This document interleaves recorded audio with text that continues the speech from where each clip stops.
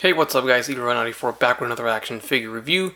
Today we are looking at the Hasbro Marvel Legends Abomination Build-A-Figure Wave. This is the Gamerverse series of the video game of the Avengers that's coming out soon. We're looking at Captain America. So here's the front of the box. This is indeed the figure that does not come with a Build-A-Figure, so that's why you don't see it. And then here we have the side art, which is really cool. We get a look at all the characters that have been shown so far or revealed for the video game. And then here's the back side showing the rest of the wave. Abomination is from the video game. And then there's a little picture of Captain America. The read-up reads, injected with an experimental super soldier serum, Steve Rogers has the peak potential of strength, endurance, and dexterity. Alright, and if you guys are interested in picking up this wave yourself, you can do so at bigbadtoystore.com and the link in the description below. Alright, so here we have Steve Rogers, Captain America, out of the package. And once again, this is the video game adaptation. It's an original design for the video game. That's why he looks so different and odd to us, because we're not used to seeing Captain America looking like this. But I do like the unique look, different design, something we're not used to seeing, something very original. So I do appreciate that for the video game. I don't mind it at all. I know a lot of people didn't like this design based off of the trailer that came out for the game, but I don't mind it. Seeing something a little different for the video game. Now, if this was the costume for the movie, then that would be something different. I would want something more similar to the comic books to be shown in the MCU, which that's what we got. So I do appreciate that. But for the game, I don't mind this. It's like a very military-ish design here. He looks like he's a riot, like a SWAT team. Police officer or something, you know, the riot shield people that have all this padding and stuff. That's what it looks like. It looks like he's wearing a bulletproof vest as well. He just looks like he's armored up. So the figure is what you see here. You don't get any accessories in terms of heads or hand swaps. We just get the shield, which is right here. So big star on the shield, so that's a different design as well. Aside from that, it's pretty similar to the shield that we all know. So that's cool. We got the clip and the peg combination here. So it pegs on his back, just like that.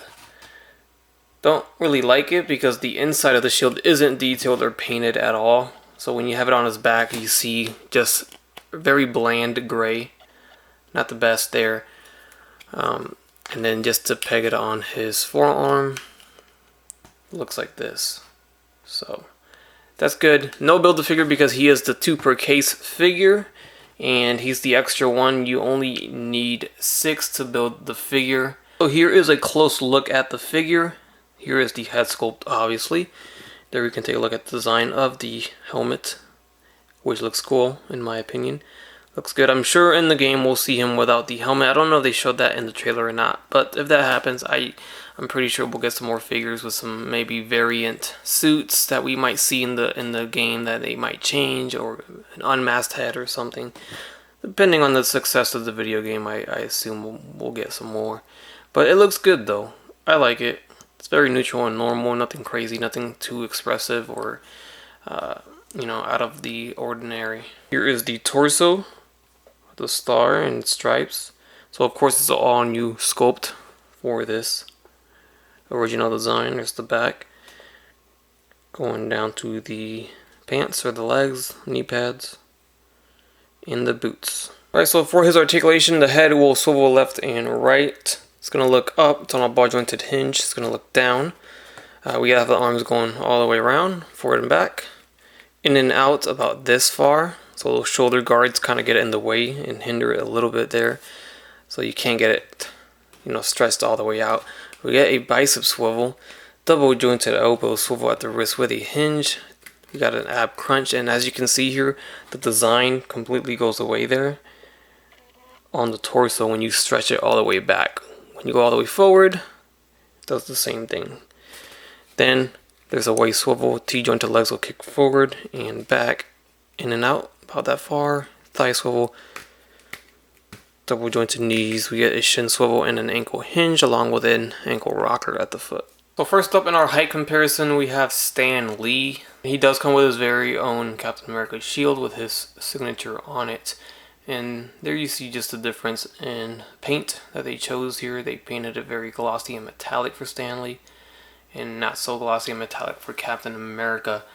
And the stars, you see the stars there being very different. As for the sizes, they look to be about the same size, so that's not changed. Height-wise, you see Cap standing a little taller than Stan. And here is the video game Captain America next to the comic book version of Captain America.